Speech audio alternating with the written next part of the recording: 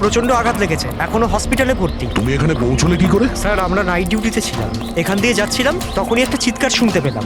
আমরা ওকে দেখতে পাইনি। এখানে পৌঁছে আমরা কিছু করতে যাওয়ার আগেই বোম ব্লাস্ট হয়ে গেল।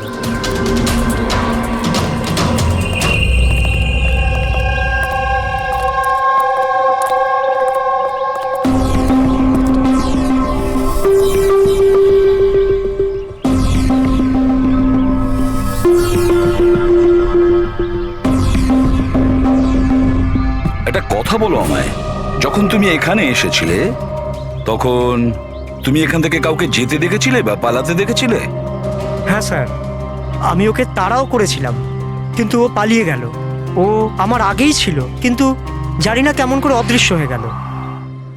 আর এখানে হরনাথের অবস্থা ভালো ছিল না, তাই আমি ওর কাছে ফিরে এলাম। ঠিক করেছো তুমি, গুড ওয়ার্ক।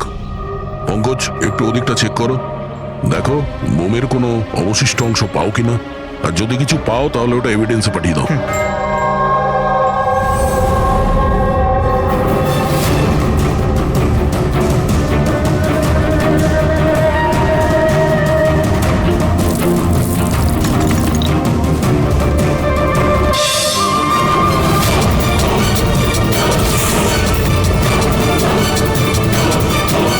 স্যার,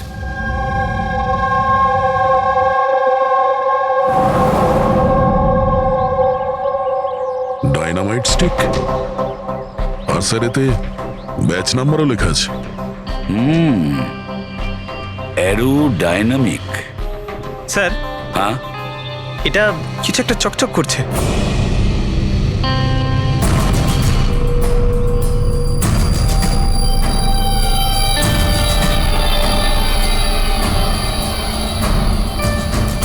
দেখি একটু।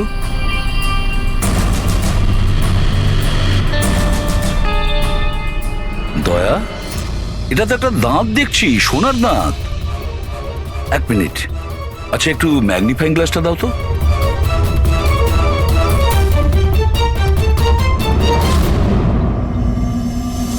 দয়া, দেখো এতে কিছু লেখা আছে। হ্যাঁ স্যার, NK লেখা আছে। এনকে? আচ্ছা, এটা মরে যাওয়া লোকটার নামের ইনিশিয়াল নয় তো? হতেই পারে দয়া।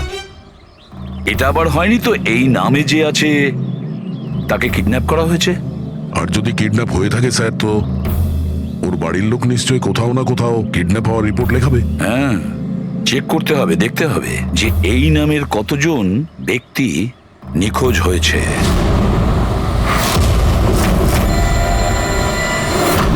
Yes sir.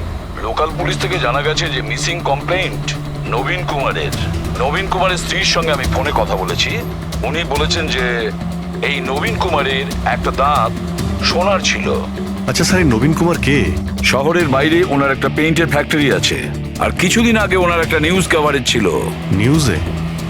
কি ব্যাপারে স্যার? কিছুক্ষণের মধ্যেই জানা যাবে।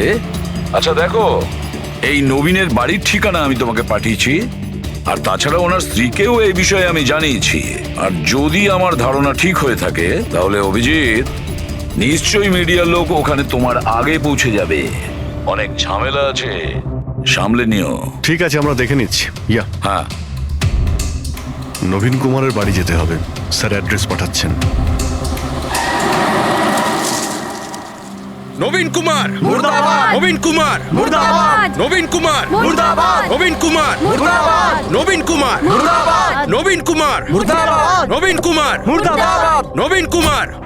স্যার স্যার স্যার, আপনি কি এক নবীন মিনিট, কুমারকে পরে, arrest পরে। দেখেছেন স্যার? পরে বলছি। স্যার, CID পরে আপনারা আমাদেরকে কাজ করতে দিন, প্লিজ। কিছু বলুন না। আপনারা দেখি, সরে যান, যেতে দিন দেখি। সরে যান, সরে যান বলছি। দেখুন, এই সব কিছু বন্ধ করুন আপনারা। দাঁড়ান। নাটক? স্যার, নাটক তো নবীন কুমার রচিয়ে রেখেছে আমাদের এই শহরে। স্যার, ওরা সবাই নবীন কুমার মারা গেছেন। He is no more. এই লোকটা মেরেছে আমার স্বামীকে। খুনি এরা সবাই। এবার বলবে নাকি জেলে ঢুকিয়ে দেবো? বলো, কেন করছো এইসব? স্যার, আমরা মারিনি স্যার। স্যার, নবীন কুমারের রঙের ফ্যাক্টরি আছে স্যার, যেখানে প্রতিদিন 1000 টনেরও বেশি বিষাক্ত আবর্জনা নদীতে ফেলা হয় স্যার। স্যার, আমরা তো আন্দোলনকারী, আমরা ওনার এগেইনস্টে আন্দোলন করছি। স্যার, বিশ্বাস করুন, আমরা ক্রিমিনাল নই, আমরা সোশ্যাল ওয়ার্কার স্যার। মিথ্যে কথা, মিথ্যে বলছে। হুমকি দিয়ে রেখেছিল আমার আমার স্বামীকে রোজ রোজ হুমকি দিত। না স্যার, আমি কোনো ধমকি দিতাম না, সে তো কোনো অন্য লোক স্যার। কারা? কাদের কথা বলছো? স্যার ওরা সেই সব লোকগুলোই যারা সোশ্যাল সার্ভিসের নামে খারাপ কাজ করে, ল ইন অর্ডারের মিসইউজ করে স্যার। স্যার আমি আর আমাদের প্রোটেস্টার্স আমাদের মধ্যে কেউ নয় স্যার। কি ধরনের হুমকি আসতো আপনার স্বামীর কাছে? কি হয়েছিল? এ নাও চা। আরে বাহ, গরম গরম চা। আচ্ছা ওই এনজিওটার কি হলো? ওই এনজিও তো বিরক্ত করে মারছে, ফ্যাক্টরিতে ওয়ার্কার্সদের কাজ করতে দিচ্ছে না। এখন তো জল অনেক দূর গড়িয়ে গেছে, মনে হচ্ছে পুলিশকে ডাকতে হবে। শোনো, বাহ নবীন বাবু, আপনাদের মতো সৎ লোক আবার পুলিশদের কাছে যাচ্ছে নাকি? তুমি ভেতরে কি করে এলে? আপনাকে মনে করাতে এসেছি যে আপনি যেটা করছেন সেটা ভুল করছেন। এখনো সময় আছে, শুধরে যান। শাট আপ, বেশি তর্ক করো না, এখন এই ঘর থেকে বেরিয়ে যাও। I said get out. আর কোথায় কোথায় ঢুকতে দেবেন না, আর কাকে কাকে আটকাবেন। আমাদের মতো লোক আপনাদের মতো লোককে ভয় পায় না, বুঝতে পেরেছেন? আর কেন জানেন? কারণ আমরা আপনাদের মতো খারাপ কাজ করি না। আজ তো আমি আপনার ঘরে ঢুকেছি। যদি আপনি আপনার স্বার্থের জন্য অসহায় মানুষদের জীবন নিয়ে খেলা যদি বন্ধ না করেন, তাহলে আপনার ফ্যাক্টরিতেও ঢুকবো। তোমাদের মতো গুন্ডাদেরকে না আমি সিধে করতে পারি, আর এই ফালতু ধমকিগুলো না অন্য কাউকে গিয়ে দেবে। আমার যা করার আমি তাই করব, আর তোমার যা করার করে নাও। আমি ধমকি দিচ্ছি না, বোঝাচ্ছি। যদি এই উল্টোপাল্টা কাজ বন্ধ না করেন, তাহলে আপনার ফ্যাক্টরি তো আমি বন্ধ করিয়েই ছাড়ব। তুই আমার ফ্যাক্টরি বন্ধ করবি? হ্যাঁ, ফ্যাক্টরি বন্ধ করবি তুই আমার? শোনো শোনো প্লিজ, প্লিজ তুমি শান্ত হও, আর আপনি ওকে বিরক্ত করা বন্ধ করুন। আপনি যান এখান থেকে প্লিজ। প্লিজ বলছো তুমি একে? হ্যাঁ, আমি তোকে লাথি মেরে বার করে দেবো। চল। এটা কোত্থেকে আওয়াজ এলো?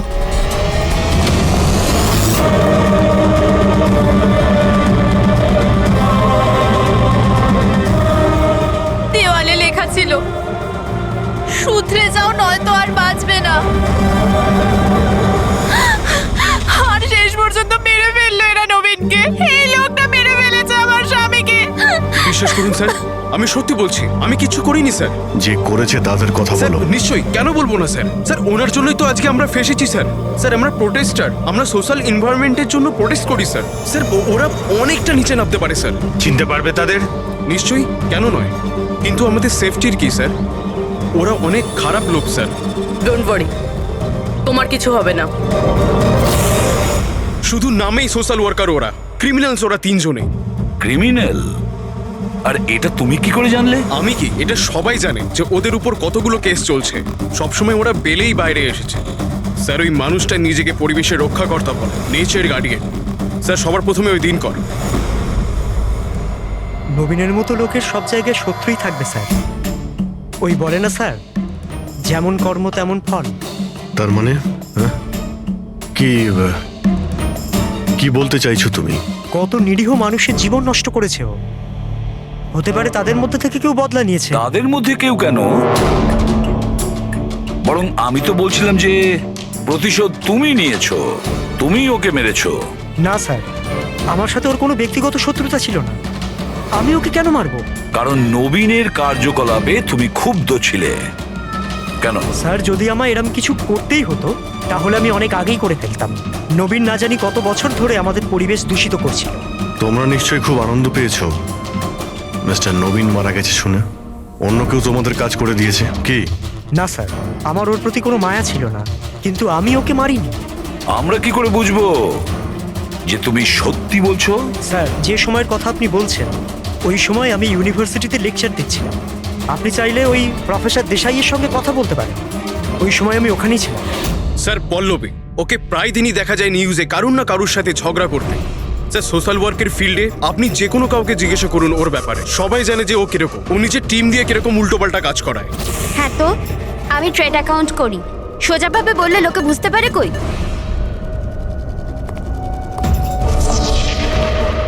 কিন্তু আমি সোজা পয়েন্টে আসছি। আমাদের মনে হয় তুমিই ওকে খুন করেছো। ম্যাম আপনার এটা যদি মনে হয় তাহলে আপনার এবং আমার দুজনেরই টাইম ওয়েস্ট করছেন। ম্যাম একটা কথা, আমি কোনো ক্রিমিনাল নই। কিন্তু আমরা তো এটা শুনেছি যে আপনি রোজই কোনো না কোনো একটা কন্ট্রোভার্সিতে জড়িয়ে থাকেন। স্যার ব্যাপারটা হলো কি, যদি কোনো সৎ লোক সাহস করে সত্যের পিছনে দাঁড়ায় না, তো মানুষ ভয় পেয়ে যায়, সহ্য করতে পারে না। বিশেষ করে যদি সে একটা মেয়ে হয়। আপনি তো জানেনই সোসাইটির কি মেন্টালিটি। তাই নাকি? আমার তো আপনার মেন্টালিটি ঠিক মনে হয় না। কেন? শুধুমাত্র এই জন্যই যে আমি কাউকে ভয় পাই না? আপনাকেও নয়। এই জন্য আমি ক্রিমিনাল হয়ে গেলাম? এমনিতেও আমি কাল রাতে নিউজ লাইভের ডিবেটে ছিলাম, আপনি চাইলে চেক করতে পারেন। আমি চাইলেও নবীনকে খুন করতে পারতাম না। ম্যাডাম, আপনি কিন্তু এই কাজটা নিজের লোকদের দিয়ে করিয়ে থাকতে পারেন। তো ঠিক আছে, আপনার যদি এত কনফিডেন্স থাকে তো প্রুফ করে দিন, আপনি পাঠিয়ে দিন আমাকে জেলে। আর ওই প্রকাশ, ও প্রতিদিনই কাউকে না কাউকে গালিগালাজ করে নিজের সোশ্যাল ব্লগে। যারা পলিউশন ছড়াচ্ছে স্যার ও লোকদের উস্কায়, খেপিয়ে দেয় তার বিরুদ্ধে। আমি ঘরেই ছিলাম স্যার, নিজের ব্লগ লিখছিলাম, যেমন সবসময় লিখি। প্রত্যেকবারের মতো সবাইকে উস্কাচ্ছিলেন, তাদের ব্রেন ওয়াশ করছিলেন নবীনের মতো লোকেদের বিরুদ্ধে। কি স্যার, নবীনের সাথে আমার কোনো ব্যক্তিগত শত্রুতা ছিল না, আর প্রকৃতির জন্য আমি অ্যাওয়ারনেস স্প্রেড করতেই থাকি। ব্যক্তিগত শত্রুতা না থাকলে তোমার সবকটা ব্লগে নবীনের নাম কেন থাকে? তাও টপ 4-5 জনের মধ্যে। কালকেও যে ব্লগটা লিখেছিলে সেখানেও নবীনের নাম ছিল না? হ্যাঁ স্যার, নবীনের নাম ছিল ওখানে। আর এই কথাটা আমি লুকোবই বা কেন? ও খারাপ লোক ছিল, কিন্তু এর মানে তো এটা নয় যে আমি ওকে খুন করে দেবো। কেন? কেন মারবে না? এরকম লোকেদের তো তুমি ভীষণ ঘৃণা করো, তাই না? তোমার মনে হচ্ছে তোমার পরিশ্রম বিফলে চলে যাচ্ছে, আর তারপরে নবীনকে এত বোঝানোর পরেও নবীন পরিবেশ দূষিত করে দিচ্ছিল, আর সেই জন্য তুমি রেগে যাও আর তারপরে নবীনকে শেষ করে দাও। আমি একজন রেসপন্সিবল সিটিজেন স্যার, কোনো ক্রিমিনাল নয় স্যার। আমার কাজ এটাই, আমার ব্লগের মাধ্যমে ঠিক আর ভুলের তফাৎ বোঝানো, কারোর ক্ষতি করা নয়। স্যার, ইন্টারোগেশনে তো কেউই কোনো ভয় পায়নি। হ্যাঁ, কোনো ভয় পায়নি ঠিকই, এই 3 জনের উপর কড়া নজর রাখতে হবে। কেন স্যার? ঠিক, ভয় একটা অদ্ভুত জিনিস। যদি ওই 3 জনের মধ্যে কেউ খুন করে থাকে, তাহলে সে ভয় পেয়ে কিছু না কিছু গন্ডগোল করবেই, কোনো না কোনো ভুল সে নিশ্চয়ই করবে।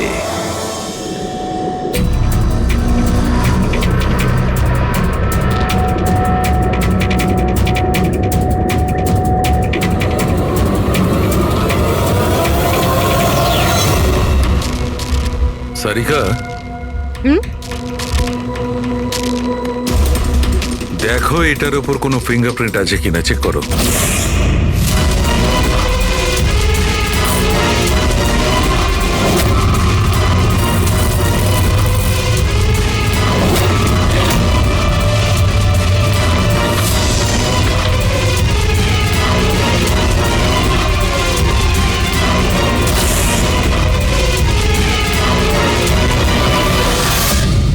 স্যার, এটাতে তো কোনো ফিঙ্গারপ্রিন্টস নেই।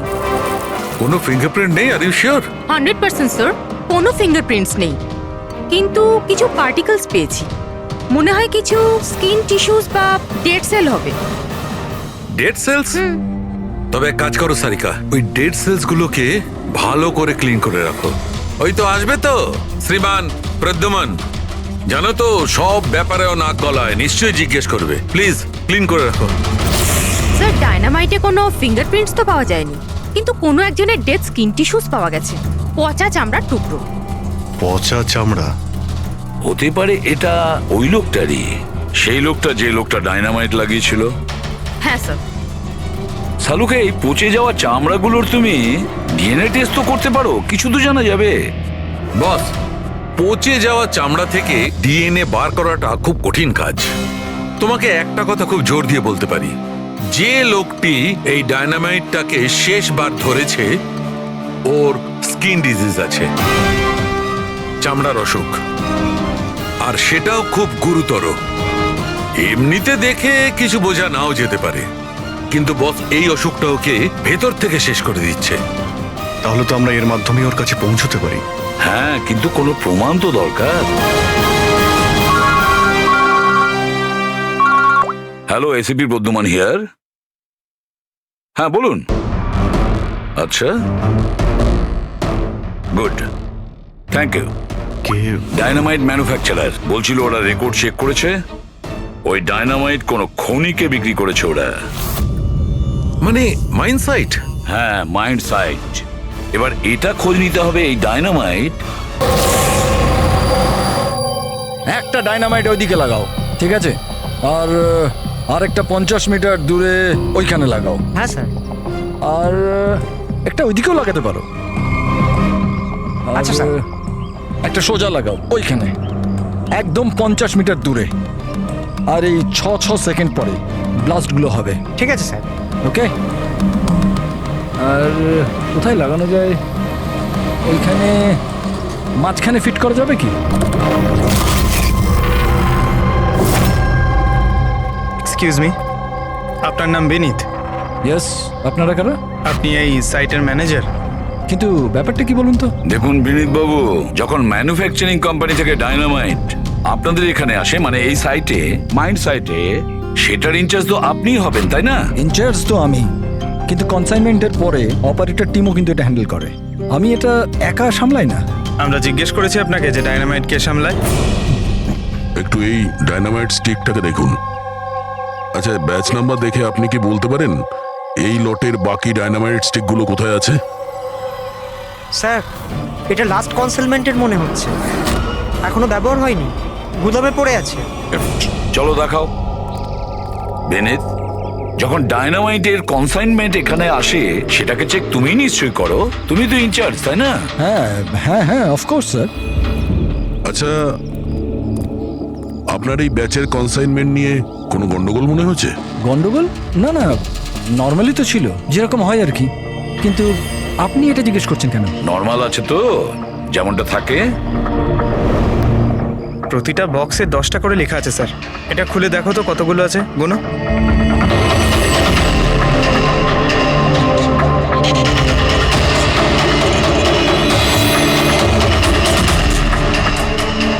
স্যার, একটা সেট কম আছে স্যার।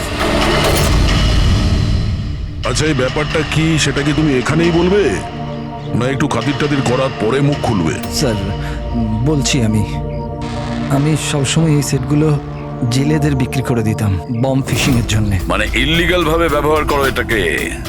আর এটার থেকে 6টা সেট আমি ওদেরকে বিক্রি করেছি।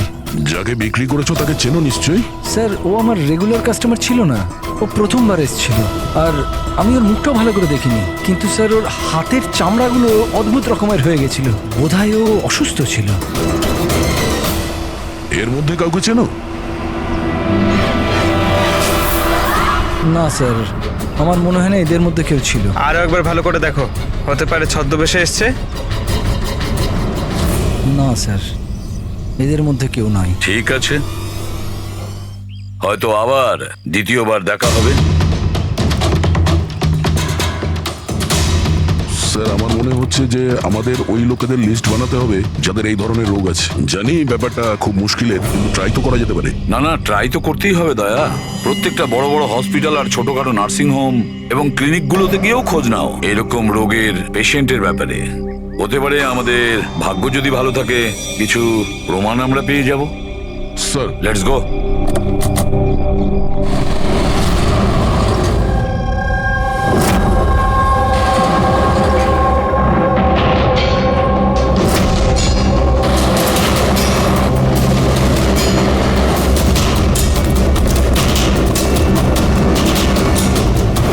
দেখুন, এই ধরনের অসুখ 1000 জনের মধ্যে একজনের হয়ে থাকে। বলতে পারেন এই ধরনের পেশেন্টের লিস্ট অনেক বড়। অনেক পেশেন্ট জানতেও পারে, কিন্তু এর চিকিৎসা করায় না। এদের খোঁজা তো খুব মুশকিল। জানি, কিন্তু তবুও আমরা চেষ্টা করতে চাই। এই লোকটাকে পাওয়া আমাদের কাছে ভীষণ প্রয়োজন। দেখুন, আমি বুঝতে পারছি, কিন্তু এনভায়রনমেন্টাল ইনফেকশন কন্টিজিয়াস ডিজিজ, যেটা একটা মানুষের থেকে অন্য মানুষের মধ্যে ছড়িয়ে পড়ে, আর এটাকে সামলানো তো। এক মিনিট, কি বললেন আপনি? Environmental infection? হ্যাঁ, মানে আমাদের চারপাশের পরিবেশে হতে পারে এমন ইনফেকশন হাওয়া বা জল থেকে চারিদিকে ছড়িয়ে পড়ে। চলুন, আমি আপনাকে একটা পেশেন্ট দেখাবো। ছাড়ো আমাকে! কেন মারতে চাও আমাকে? ছেড়ে দাও আমাকে, যেতে দাও প্লিজ। দেখো, আমাকে যেতে দাও sir, please help me sir, help, please help sir, help.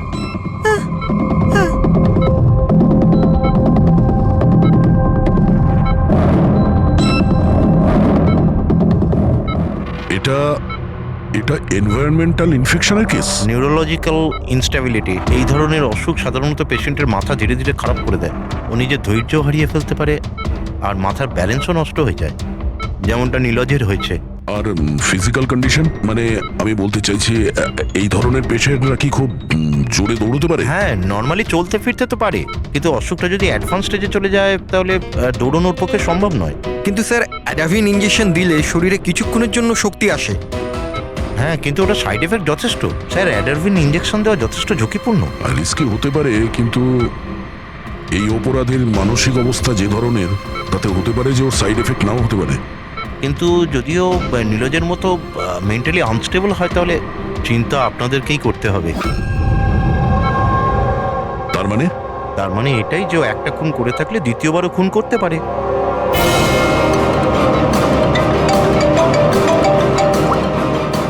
হ্যাঁ স্যার। কি প্রকাশ পঙ্কজকে ফাঁকি দিয়ে পালিয়ে গেছে? ও নো, ঠিক আছে, আমি দেখছি। হতে পারে প্রকাশ ভয় পেয়ে পালিয়ে গেছে, না হলে দ্বিতীয় মার্ডারের পরিকল্পনা করছে।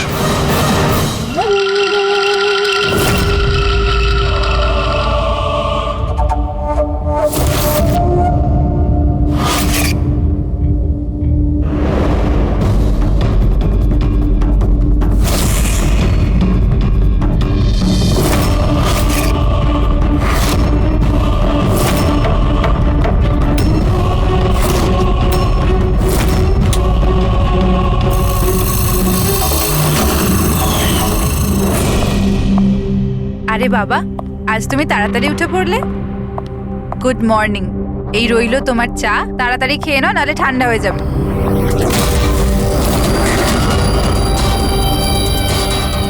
এটা কার পা?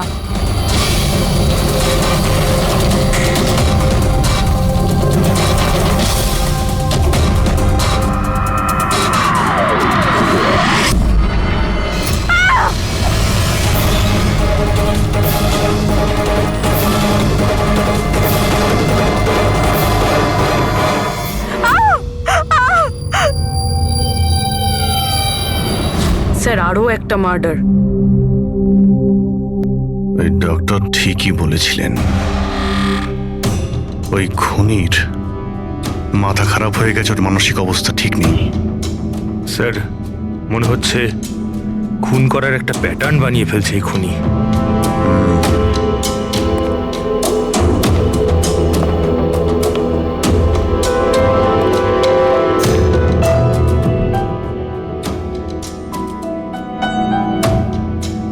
এনার উপরে ব্লেম এটাই যে উনি নেচারকে ক্ষতি করছেন। ইলিগাল ডিফরেস্টেশন, জমি হাতানোর জন্য ইলিগালি গাছ কেটে ফেলা। ওই খুনি এনার সঙ্গেও তাই করেছে। আর তাও প্রকাশ উধাও হয়ে যাওয়ার ঠিক পরেই। ওয়েপেন কি ব্যবহার করেছে? 100% চেইনস, না হলে হাড়ের সঙ্গে মাংসকে এইভাবে কেটে বডিটাকে দু টুকরো করা এত সহজ নয়। স্যার, যদি চেনস ব্যবহার করেই থাকে তাহলে আওয়াজ নিশ্চয়ই হয়েছিল। বাড়িতে কেউ না কেউ তো শুনবে। রাতে কে কে ছিল? আমার হাজবেন্ড তো কাজের জন্য বাইরে থাকে, বাড়িতে শুধু আমি, বাবা আর আমাদের চাকর ছিল। আপনি কোনো আওয়াজ শুনেছিলেন? না, কোনো আওয়াজ শুনতে পাইনি। রামানন্দবাবুর কারোর সাথে শত্রুতা বা কেউ কোনোদিন হুমকি দিয়েছিলেন ওনাকে? হ্যাঁ, কিছু সপ্তাহ আগে কিছু অদ্ভুত হয়েছিল। বাবাকে কেউ ধমকাচ্ছিল, আর বাড়ির বাইরে দেওয়ালে কেউ কিছু লিখে দিয়েছিল যে শুধরে যাও, না হলে তোমার সাথে ওরকমই হবে যেটা তুমি গাছের সাথে করো। স্যার, এক্স্যাক্টলি যেরকম নবীনের কেসে হয়েছিল। স্যার, একটা কথা কিছুতে মাথায় ঢুকছে না। খুনি কারোর বাড়িতে ঢুকে এরকম নৃশংসভাবে কাউকে খুন করে বাড়ি থেকে বেরিয়ে যায়, আর কেউ কিছু শুনলো না, কেউ দেখলো না। কিভাবে? আজ এনাদের অজ্ঞান করে দেওয়া হয়েছিল। দেখুন, আমার সন্দেহ হচ্ছে যে আপনাদের অজ্ঞান করা হয়েছিল খাবারের মধ্যে কিছু মিশিয়ে, সেই জন্যে আপনারা কিছু শুনতে পাননি। অজ্ঞান?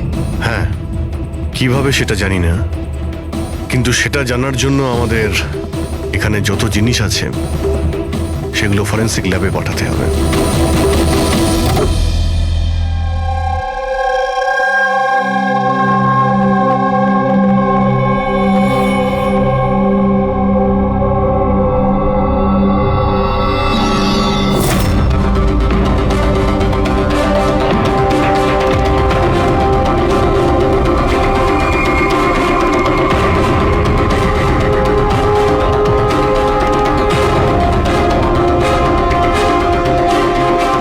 স্যার, বাড়িতে যত রকম খাবার জিনিস ছিল চেক করে নিয়েছি, আর পানিও।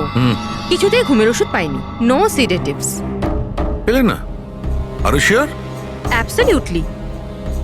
কিন্তু সারিকা, সবাই তো অজ্ঞান ছিল, তার মানে কোনো মাদক দ্রব্য নিশ্চয়ই থাকবে যার জন্য ওরা অজ্ঞান হয়ে গেছিল। খাবার জিনিসে, পানীয়তে, কিছুতে তো থাকা উচিত। কিসের মধ্যে ছিল?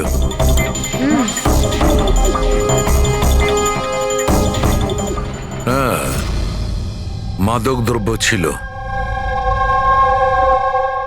এই এসিটার মধ্যে। এসিতে? ইয়েস, এই এসিতে মাদকদ্রব্য মেশানো হয়েছিল, আর এর হাওয়াটা ঘরের মধ্যে ঢোকা মাত্র মাদকদ্রব্য ছড়িয়ে পড়ে আর সবাই অজ্ঞান হয়ে যায়। হ্যাঁ। Check it. ইয়েস।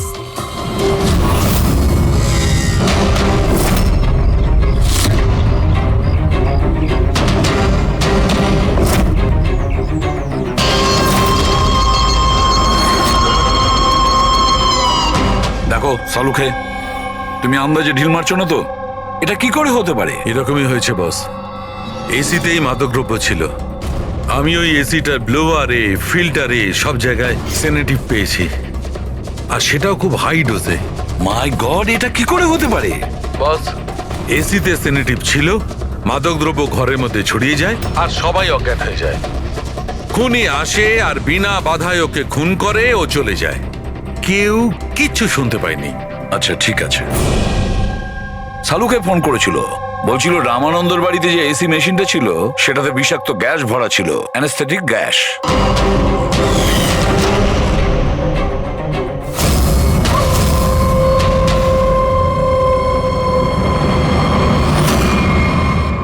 অ্যানাস্থেশিয়া দিয়ে লোকেদের ট্রিটমেন্ট করা হয় শুনেছি। আরে তো এই খুনি তো দেখছি বেশ ধূর্ত।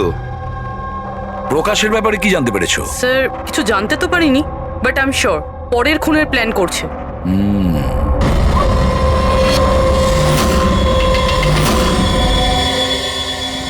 কিন্তু খুনি যদি অসুস্থ হয় তাহলে প্রকাশ তো ভালোই দৌড়িয়েছিল। স্যার, এমনটাও তো হতে পারে যে অন্য কাউকে দিয়ে এই খুনটা করিয়েছে। তাহলে ও পালিয়ে গেল কেন? এই শব্দটা কিসের? চলো তো।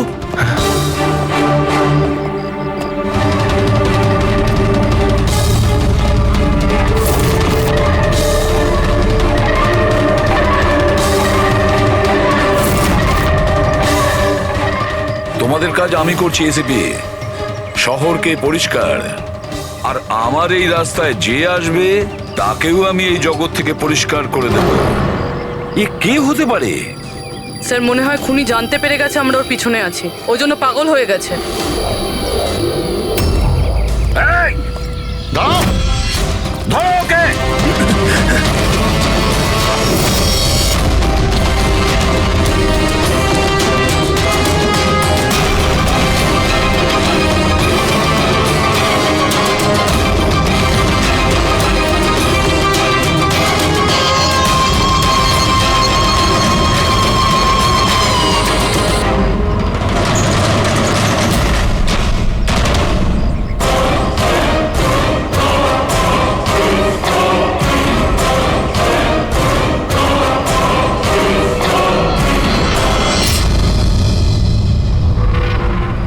স্যার, সিআইডি থেকেই লিস্ট এসছে।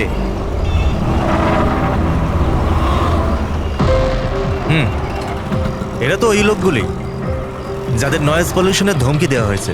সখারাম, ওই ক্লাবের মালিককে মনে আছে? আরে যাকে কদিন আগে ধমকি দেওয়া হয়েছিল। কে স্যার? ও বীর। আচ্ছা সখারাম, ওর বিরুদ্ধে কোনো কমপ্লেন আছে নাকি? হ্যাঁ স্যার, ওটা তো রেসিডেন্সিয়াল এরিয়া না, তো আশপাশের 2-4টে ঘর থেকে কমপ্লেন এসছে যে অনেক রাত্রির পর্যন্ত জোরে মিউজিক চলে, এই সব কমপ্লেন। আওয়াজ মানে নয়েজ পলিউশন। সখারাম, তুমি একটা কাজ করো, হ্যাঁ তুমি সিআইডির লোকেদের ফোন করো এখনই, এই সময়।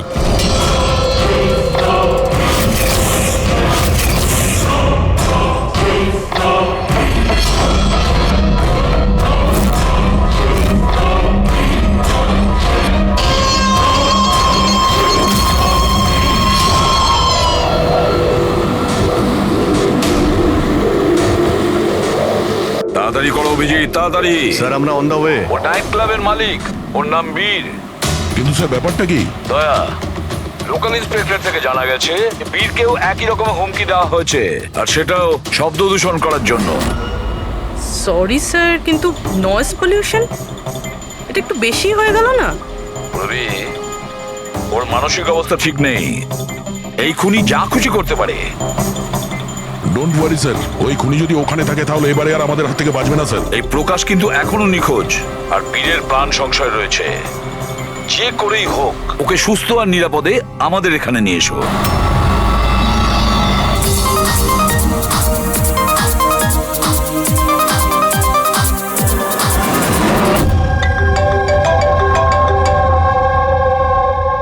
হ্যালো। হ্যালো বীর, আমি এসবি প্রদ্যুমান বলছি, সিআইডি থেকে। সিআইডি? কি হয়েছে স্যার? আমার কথা মন দিয়ে শোনো, তোমার প্রাণ সংশয় রয়েছে। কি মানে? মানে আমাকে কে মারতে চায়? দেখো বীর, যদি তুমি ক্লাবে থাকো তাহলে বাইরে কোনো মতেই যেও না। আমাদের অফিসার্স তোমার ওখানে যাচ্ছে তোমার সেফটির জন্য। আরো একটা কথা, ভিড়ের মধ্যেই থাকবে, লোকেদের মধ্যেই থাকবে, বুঝেছো? একা একদম থাকবে না।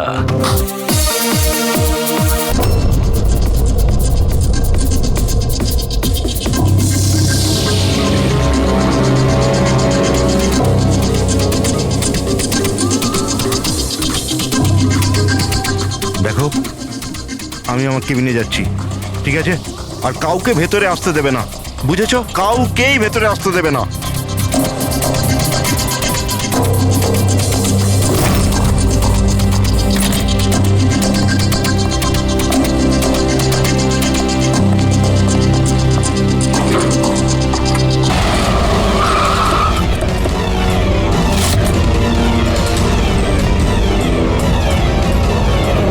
সিআইডি।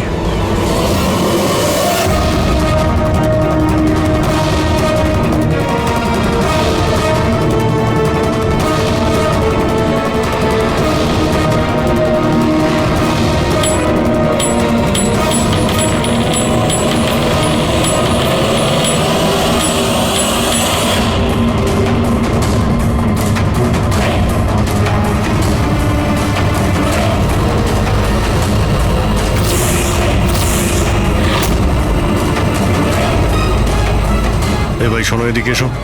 হ্যাঁ স্যার। বীর কোথায়? স্যার উনি কারুর সাথে দেখা করতে চান না। আমরা সিআইডি থেকে আসছি। কোথায় ও? আসুন স্যার।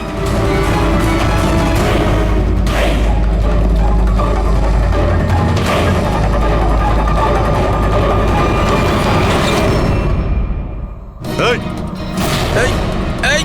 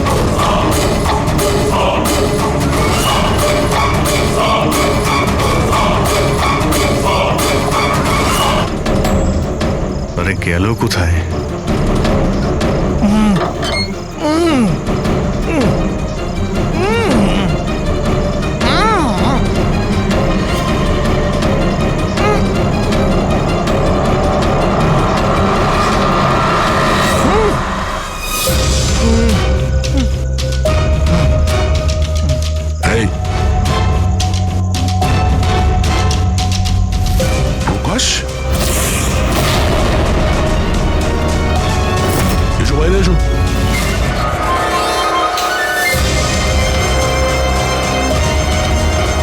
তুমি এখানে কি করছিলে? হ্যাঁ, আমাদের হাত থেকে বাঁচার জন্য কি এইসব করছিলে? না অভিজিৎ, মনে তো হচ্ছে না। এর হাত পা বাঁধা ছিল, মনে হচ্ছে কেউ হাত পা বেঁধে ওকে এখানে ফেলে দিয়েছে। রবি, এসপি স্যারকে ফোন করে বলো যে প্রকাশকে পাওয়া গেছে, আর ওর একটু ফার্স্ট এড করে দাও। স্যার যাও। চলুন। বুঝতে পারছি না প্রত্যেকবারও পালিয়ে যাচ্ছে কি করে, ও কোথায় লুকিয়ে পড়ছে। হয় ও আকাশে উড়ে গেছে, না হলে মাটিতে ঢুকে গেছে।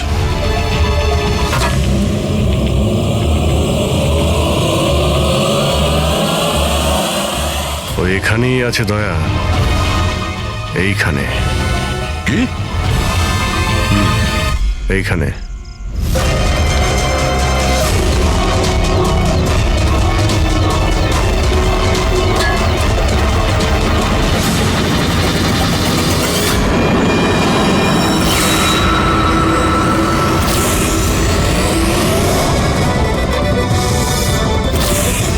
বাইরে আয়। কি খুন করার সময় নিজের হাত তো কাঁপেনি, এখন কেন কাঁপছে? জেলে যাবার ভয়। এই অ্যাড্রিনালিনের অ্যাকশন শেষ হয়ে গেছে। যে ইঞ্জেকশন নিয়ে তুমি পালাচ্ছিলে তার কাজ কিন্তু শেষ হয়ে এসেছে। এবার তুমি মুখ খুলবে নাকি মুখ খোলার জন্য একটা ইঞ্জেকশন দিতে হবে? আমি কোনো মজা পাই না ইঞ্জেকশন নিতে, এটা আমার এক বাধ্যতা যেটা আমাকে নিতে হয়। একটা সময় ছিল যখন আমি শক্তিশালী এবং মজবুত ছিলাম, কিন্তু আমার একদিন খারাপ সময় এলো আর আমি একটা রোগে আক্রান্ত হলাম। ফ্যাক্টরি আর ওখান থেকে নির্গত বিষাক্ত ধোঁয়া আর আবর্জনা, যে পলিউশন ছিল তাতে কয়েক লাখ লোক ইনফেক্টেড ছিল। জানি না রোজ কত পেশেন্ট আসতো। ওদের সাথে থাকতে থাকতে আমিও অসুস্থ হয়ে পড়েছিলাম। এই রোগটা কবে হয়েছিল আপনার? 6 মাস আগে। আর এই 6 মাসে এই রোগ তোমার শরীরের সঙ্গে সঙ্গে তোমার মাথারও ক্ষতি করতে শুরু করে দিয়েছে। তুমি জানো তুমি কি করেছো? হ্যাঁ, আমি কারোর কোনো ক্ষতি করিনি, ক্ষতি করেছে ওরা। হাওয়া, জল সবেতে বিষ মিশিয়ে দিয়েছিল। ব্যাস, তখনই আমি ঠিক করেছিলাম যে লোকেরা আমার এই অবস্থা করেছে তাদের আমি ছাড়বো না, আমি বদলা নিয়েই ছাড়বো। আর সেই কারণে তুমি বিএমসিতে চাকরি নিয়েছিলে, যাতে এই শহরের পুরো ড্রেনেজের নকশাটা তুমি জানতে পারো। তারা সুযোগ নিয়ে তুমি ওখান থেকে পালিয়ে যেতে, আর আমাদের মনে হতো যে কোথায় তুমি হঠাৎ করে অদৃশ্য হয়ে গেলে।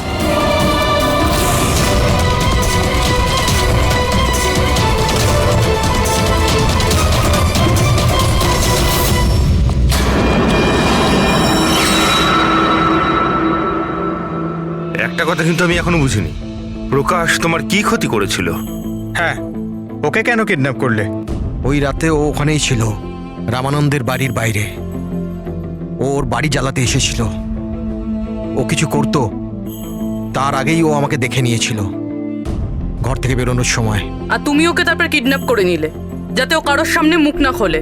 হ্যাঁ, তুমি ওকে মারতেও পারতে, তাহলে ওকে ওকে তুমি মারলে না কেন? আমি বললাম না স্যার, আমার বদলা শুধুমাত্র ওদের সাথে ছিল যারা আশেপাশের হাওয়া জলকে বিষাক্ত করে তুলেছিল। আমি তো শুধুমাত্র আমার সংসার বাঁচাচ্ছিলাম। আমি কোনো ছোটবেলা থেকে খুনি ছিলাম না। এই দায়িত্বটা তোমাকে কে দিয়েছিল? শোনো, তোমার এই প্রতিশোধের আগুনে এতগুলো লোকের প্রাণ গেছে। এই কাজটা তোমার একদমই করা উচিত হয়নি। খুব অন্যায় করেছো তুমি। আইন তোমাকে কোনোদিন ক্ষমা করবে না। কঠোর থেকে কঠোরতম শাস্তি হবে তোমার। আছো এখানে? আরে প্লিজ আমাকে বাঁচাও। হ্যালো,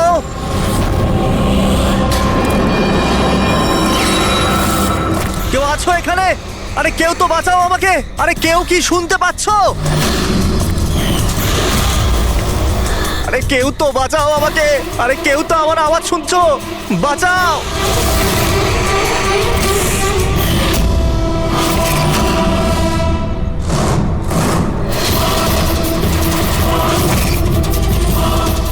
তুমি কে? কি চাও তুমি?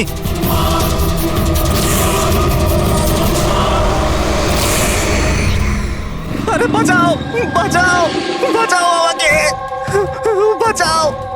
স্যার, আওয়াজ ওখান থেকে আসছে। বাঁচাও আমাকে। আরে কেউ কি আছো? আরে কেউ আছো এখানে? কেউ আমার কথা শুনতে পাচ্ছ? আরে আমার কথাটা তো শোনো, বাঁচাও।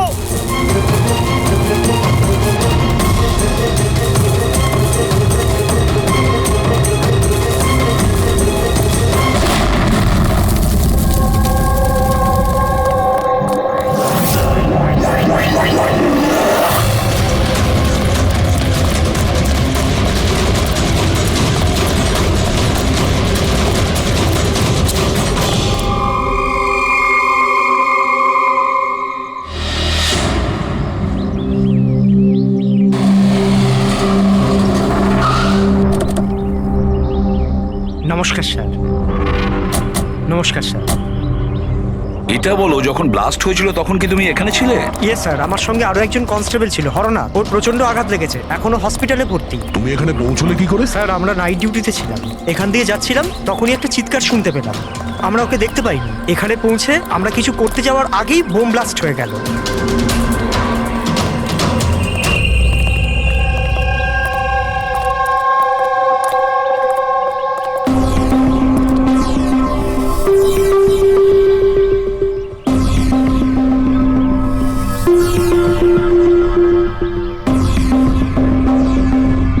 একটা কথা বলো আমায়, যখন তুমি এখানে এসেছিলে তখন তুমি এখান থেকে কাউকে যেতে দেখেছিলে বা পালাতে দেখেছিলে? হ্যাঁ স্যার, আমি ওকে তাড়াও করেছিলাম, কিন্তু ও পালিয়ে গেল। ও আমার আগেই ছিল, কিন্তু জানি না কেমন করে অদৃশ্য হয়ে গেল। আর এখানে হরনাথের অবস্থা ভালো ছিল না, তাই আমি